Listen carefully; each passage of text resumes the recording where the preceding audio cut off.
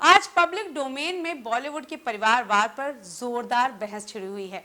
इसके सामने कोरोना संकट, चीन से तनातनी, राजनीतिक परिवारवाद जैसे मुद्दे फीके पड़ गए हैं। यह बहस लाजमी भी है क्योंकि दिवंगत सुशांत सिंह जैसे टॉप 5 अभिनेता के दुर्भाग्यपूर्ण आत्महत्या के पीछे बॉलीवुड के परिवारवाद को मुख्य कारण माना जा रहा है। पूरे बॉलीवुड में आरोप प्रत्यारोप का दौर चल रहा है।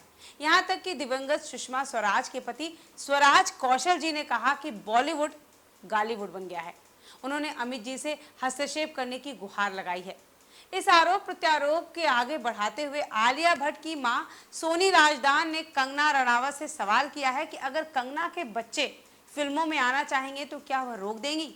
सवाल तो वाकई सटीक है, लाजमी है। अगर फिल्मी परिवार के बच्चे फिल्मों में आना चाहते हैं तो गलत क्या है। आखिर लास्ट में उनकी फिल्मों को पसंद नापसंद करना तो पब्लिक के हाथ में ही है। आज शिक्षा की समीक्षा में इसी मुद्दे की समीक्षा करेंगे। देखा जाए तो फिल्मी परिवार के बच्चों का पालन पोषण फिल्मी परिवेश में ही होता है। इसीलिए वह इस फील्ड की ओर आसानी से आकर्षित हो जाते हैं और जिन फिल्मों के लिए जरूरी हुनर को बाहरी कलाकार ट्रेनिंग लेकर डेवलप करते हैं, उन्हें फिल्मी परिवार के बच्चे जन्म से ही सीख लेते हैं। वह उनके परवरिश का हिस्सा होता है। इस तरह उनके लिए फिल्मों में काम करना आसान होता है। फिर जब सारी दुनिया अपने बच्चों को अपना वारिस बनाती है तो फिल्म इंडस्ट्री के लोगों के लिए यह निंदनीय क्यों है। सतही तौर पर देखा जाए तो कोई हर्ज नहीं है, लेकिन गौर से सोचिए तो गलत है, क्योंकि कला कोई जागीर नहीं है जो आप उत्तराधिकार में अपने बच्चों को सौंप दें। इसका सबसे बड़ा उदाहरण है मोहम्मद रफ़ी साहब हैं। उनकी किसी संतान में संगीत कला नहीं है और उन्होंने जबरदस्ती बॉलीवुड की किसी भी फील्ड में अपने संतानों को नहीं लगाया। एक वाकया मशहूर है। एक बार रफ़ी साहब की बहू ने उनसे पूछा कि आप इतने बड़े फनकार हैं लेकिन आपका कोई संतान इस फील्ड में नहीं है, तो उनका उत्तराधिकारी कौन होगा बॉलीवुड में। तब उन्होंने सहजता से बड़े ही नॉर्मल तरीके से जवाब दिया कि दुनिया का हर गायक कलाकार मेरी कला का उत्तराधिकारी है। सारी बहस रफ़ी साहब के इसी जवाब से स्पष्ट हो जाती है। अगर फिल्मी परिवार के बच्चों में टैलेंट है तो उनका हक बनता है फिल्मों में करियर बनाने का, और व्यूअर्स सहर्ष उनका स्वागत भी करेंगे, उन्हें पसंद भी करेंगे। सलमान खान, ऋतिक रोशन, अजय देवगन, रणबीर कपूर, करिश्मा कपूर, करीना कपूर इसके एग्जाम्पल हैं। ये सारे योग्य हैं और जनता इनका स्वागत भी करती है।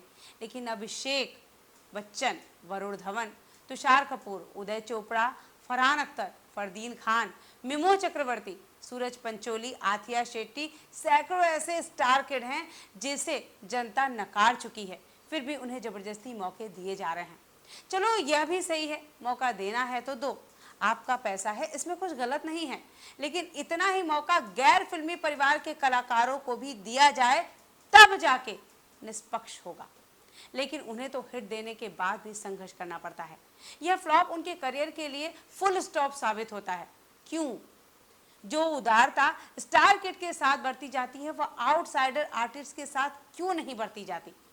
स्टार किड नशेड़ी हो, गजेड़ी हो, ड्रग एडिक्ट हो, बदतमीज हो, यहाँ तक कि हत्यारा हो, तब भी उनकी इमेज की रक्षा की जाती है। करो, कुछ गलत नहीं है। हर माँ बाप अपने बच्चों के लिए प्रोटेक्टिव होते हैं, यह ह्यूमन नेचर है। लेकिन झगड़ा शुरू करे आपका बच्चा और सजा मिले आउटसाइडर को, यह गलत है। अपने पैसे और पावर के बल पर आउटसाइडर आर्टिस्ट को टारगेट कर लेना, उनका चरित्र हनन करना, उनका इमेज डैमेज करना गलत है। जैसा कि सुशांत सिंह के साथ हुआ। सूरज पंचोली ने झगड़ा शुरू किया सुशांत के साथ, लेकिन सलमान खान ने टारगेट किया सुशांत को। यह मैं नहीं कह रही, इस बात की चर्चा उस पार्टी में मौजूद सारे लोग दबी जुबान से कर रहे हैं जिसमें यह झगड़ा हुआ था। यहाँ तक कि धोनी और उनके मैनेजर भी इस वाक्य के गवाह हैं। सार्वजनिक मंच पर आउटसाइडर कलाकारों का मजाक उड़ाना, चलो हंसी मजाक चलता है, लेकिन मजाक की आड़ में ह्यूमिलिएट करना, नीचा दिखाना, उनका कॉन्फिडेंस डैमेज करना, यह तो बहुत बड़ा गुनाह है। एग्रीमेंट की आड़ में इनसाइडर को आउटसाइडर पर हावी होने का मौका देना तो वैसा ही है अपराध जैसे रेस में प्रतिद्वंदी को लंगड़ी मारकर गिरा देना। सुशांत सिंह के साथ ऐसा यशराज फिल्म ने किया, यह जग जाहिर है। सुशांत को एग्रीमेंट की आड़ में उन फिल्मों से रोकना जो अच्छे थे और उनके प्रतिद्वंदी रणवीर सिंह को एग्रीमेंट के बावजूद उन फिल्मों को करने का इजाजत देना, अपने प्रभाव से सुशांत का नाम कटवाकर विकी कौशल को वही फिल्म दिलवाना यह गलत है। दूसरे के मुंह का निवाला चुनकर अपने बच्चों को खिलाना दुनिया के तथाकथित जंगली समाज में भी उचित नहीं माना जाता। फिर बॉलीवुड तो सभ्य समाज होने का दावा करता है। चलो, आपकी फिल्म है, आपके पैसे हैं, आपको जो जी में आए, जैसे जी में आए मर्जी कीजिए। काम करने की स्वतंत्रता हर किसी को है, लेकिन अपने पैसे और प्रभाव के बल पर आउटसाइडर आर्टिस्ट की राह में रोने अटकाओ, उनकी फिल्में रिलीज होने से रोको, उनकी फिल्मों को टारगेट करके नेगेटिव प्रचार करवाओ, यह गलत है। एक बार घमंड को सर से उतारकर सभी को ठंडे दिमाग से सोचना चाहिए कि ईश्वर पैसा और प्रभाव भलाई के लिए देता है। चलो, मत करो भलाई, आपकी मर्जी, लेकिन उसके बल पर किसी के साथ अन्याय तो मत करो। जरा सोचिए, अगर के रामनाथ जी ने अपनी फिल्म बारात में सलीम खान को मौका नहीं दिया होता तो आज सलमान खान भी आउटसाइडर होते। अगर आदेश ईरानी साहब ने पृथ्वीराज कपूर को इंपीरियल फिल्म कंपनी में जगह नहीं दी होती तो आज बॉलीवुड की फर्स्ट फैमिली के नाम से मशहूर कपूर फैमिली कहां से आती।